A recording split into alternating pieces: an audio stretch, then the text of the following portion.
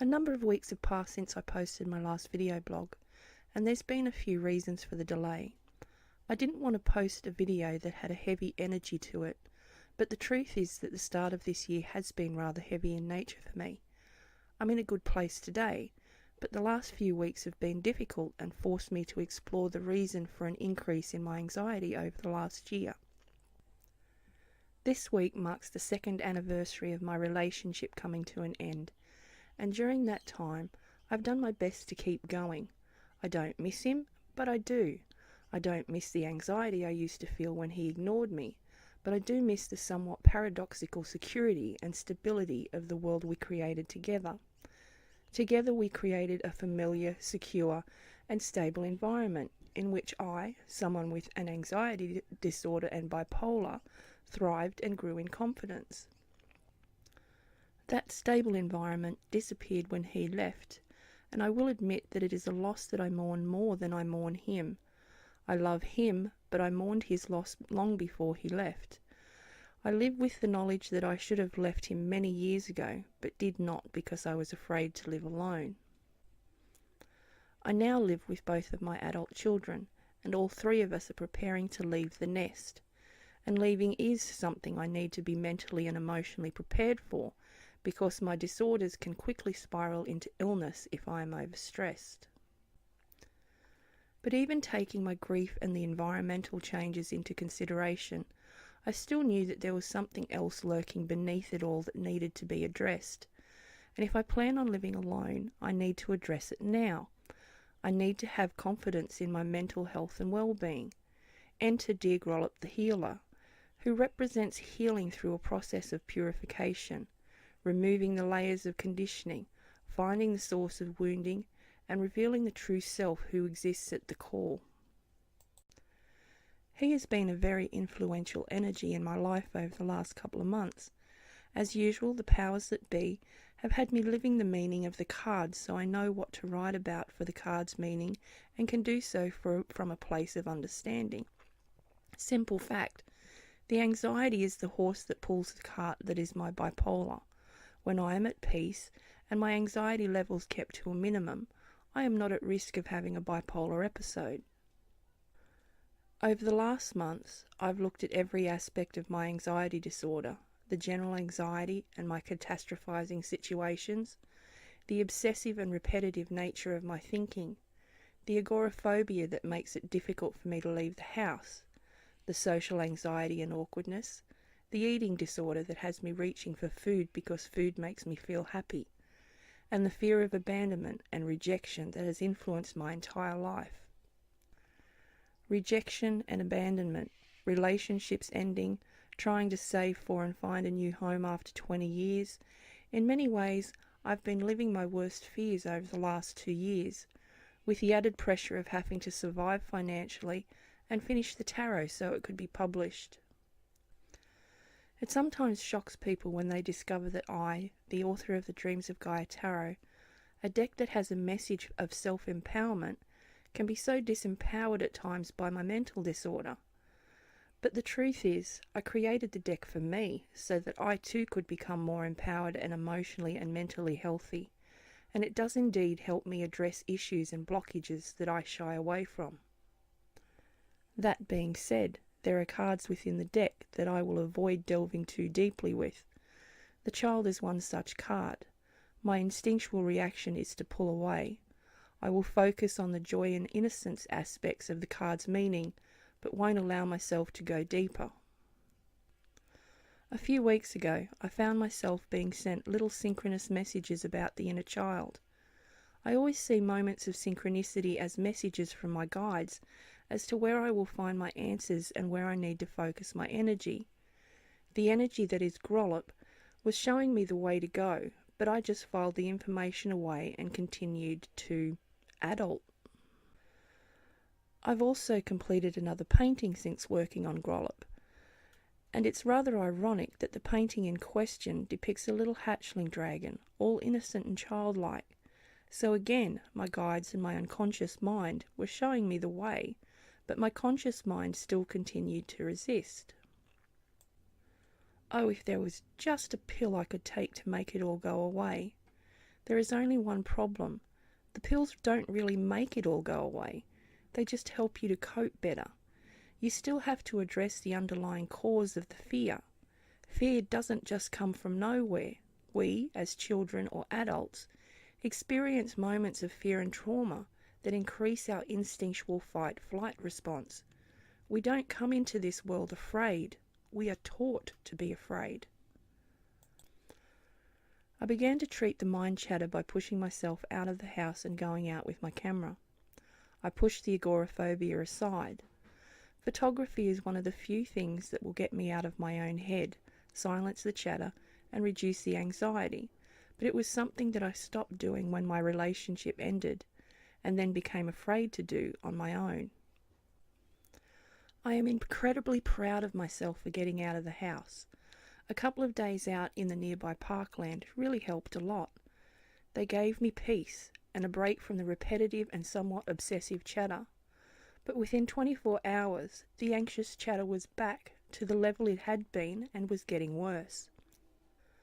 I'd also read of people snapping an elastic band against their wrist and heard that for some people it can be quite a successful way to shift their focus away from obsessive thoughts and back to the present. And so I thought I would give that a try. I wore the band for several days, snapping it against my wrist when I found myself thinking about something repeatedly and to such a degree that it was interrupting my train of thought. There were times when I snapped that band so many times it really began to hurt. But the adult me told me that it was for my own good, a little bit of tough love when my mind wouldn't behave itself. I'm so used to expecting punishment that maybe that's what I respond to best. That's what I told myself, while part of me just cringed back in fear. I have accomplished a lot over the last couple of years. I am both a fighter and a survivor, but there's a little voice within that whispers that I should be doing more than surviving. There's an aspect of me that still sits in the dark and cries, and challenges me to remember the last time I laughed until I cried. I used to laugh all the time, and I have on occasion laughed until I've clutched my sides, but those times have been few and far between.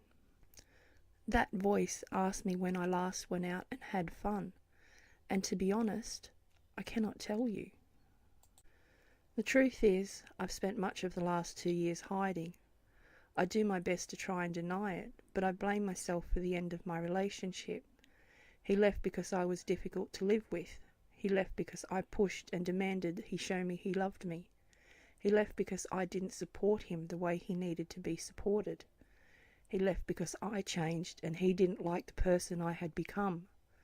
Let me count the ways I have blamed myself for being unable to meet his needs. I just pushed all of those feelings down to gather dust with all of the other stuff I have buried my inner child beneath. There's a lot of stuff down there with her. My fear of being punished because I was not able to turn my tears off on demand. My oversensitivity.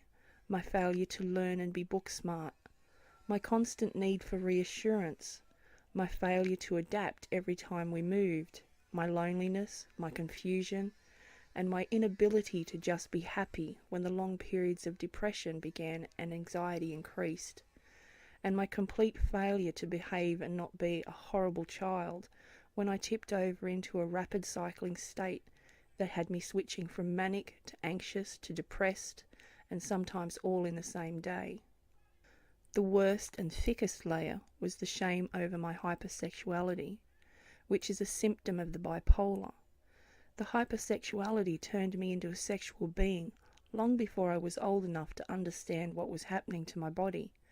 I became sexually aware long before puberty began.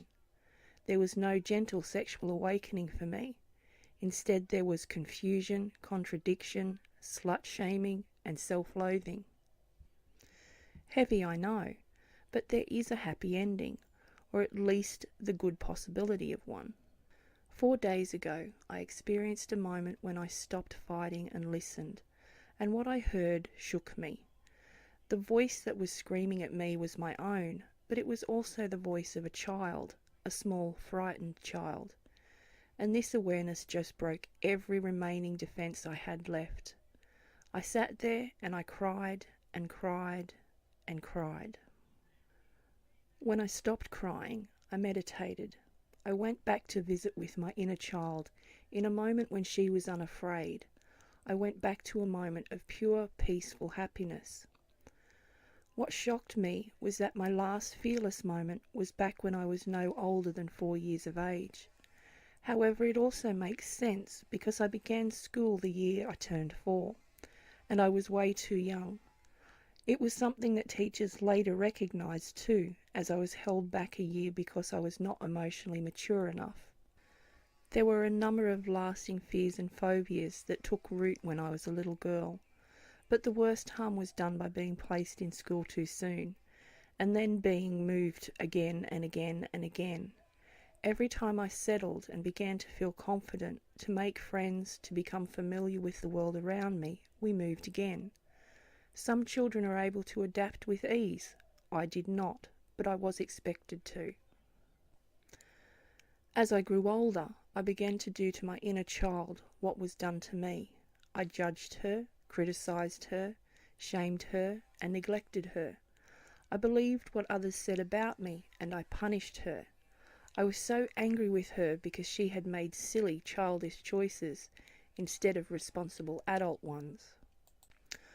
I read somewhere that the inner child is actually seen as a real aspect of our psyche. Some even say that it is the voice of our unconscious mind, the guardian of our childhood memories and unconscious beliefs and feelings. It is said that we don't become adults until we choose to parent that inner child in a loving and consistent manner. If we don't address the fears of that child, the wounded inner child will influence every waking moment. It will have us reliving every fear and sorrow until we reconnect. It will find ways to manifest in our body, mind and lives until we listen and give it both the attention and love that it needs. When I went back, I found her sitting under a weeping willow, playing with feral kittens. The world around her was a beautiful spring green, and she was edged in sunlight. She smiled when she saw me, and offered me one of the kittens. I sat by her side and hugged her close, and for a while we sat in silence, both captivated by the kittens in our laps. She didn't say much, but I told her I was sorry, and I asked her if she could forgive me. Her little face was solemn, and her eyes were sad, but she nodded and put her tiny hand in mine. I promised her that I would never again ignore her, and I would always protect her and love her. Then I asked her if she wanted to come back with me, and she nodded again. The beautiful and almost magical thing is that I've not felt any lasting anxiety for the last 4 days, and the fear chatter has also subsided. Working on the voiceover for this video triggered an imaginary argument with my mother, but it ended quickly when I spoke to my inner child and comforted her. I did the same when I had a thought begin to loop in my head yesterday, and again the action of treating my inner child as I would one of my own broke the loop. I've spent the bulk of the last 4 days at peace. I've laughed over simple and silly things and smiled with ease, and my head has been pretty much empty of all thought except for the ones that belong to the moment I am living in. I have a long road ahead of me because the child who was me experienced real moments that scared her. They are not the shadowy illusions she used to get my attention, and I have to see them from her perspective, not an adult one. I was reluctant to do inner child work because I want to move forward. The very idea of having to continue to focus on the past is something I don't want to do. I did enough of that when I was working on the tarot. But now I understand I don't have to. This is not about reliving, it's about loving and forgiving. I have made a promise to never punish myself again, and it's a promise I intend on keeping. I have made a promise to never leave my inner child alone again, and that too is a promise I intend on keeping. From here on in, when she speaks, I will listen and answer, and hopefully over time my inner child will dwell in a subconscious mind that is a little less scary. Despite my initial reluctance and resistance, there are little magical things I love about the way everything has come together here at the end. I also love how my sometimes overactive imagination will be used to heal instead of to hurt. I find myself feeling confident again, and I cannot help but wonder if it has something to do with the little girl's hand that now holds mine. And so this, my second Ravynne's Ramble, comes to an end, and my hope is that the next one will be a lot lighter in tone, and a happy one from beginning to end. Until then, be well.